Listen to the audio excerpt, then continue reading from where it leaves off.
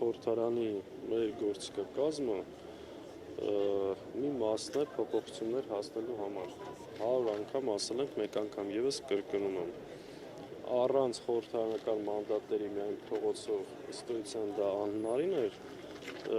ու նույնը հակառակը միայն փողոցային մանդատով դա հնարավոր չի հետեւաբար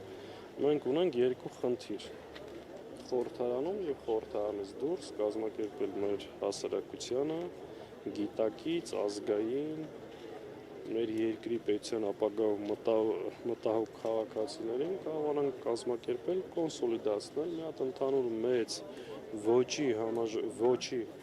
համաժողովրդական ճակատ ստեղծել ու փորձել կանխել այն հրաշավոր ծրագիրը, որ գործադրվում է մեր պետության Հայլեր այդ ուղղությամբ ձեռնարկվում են, պարոն Սաղաթելյան։ Գիտեք, քանի ամիս է այդ քննարկումները կան։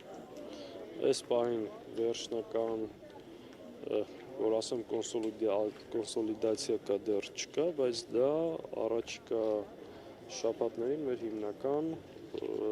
անելիքը եւ քաղաքական կոնսուլտացիաների առանցքը պետք է լինի։ Բայց կան արդեն այդ կոնսուլտացիաները գոնե Քննարկումներ կան, բավականին երկար ժամանակ է, տարբեր մոտեցումներ կան, բայց նաև արտախորհրդարանական ուժերի հետ։ Անշուշտ, որովհետև սա բնականաբար մենակ խորհրդարանական ուժերի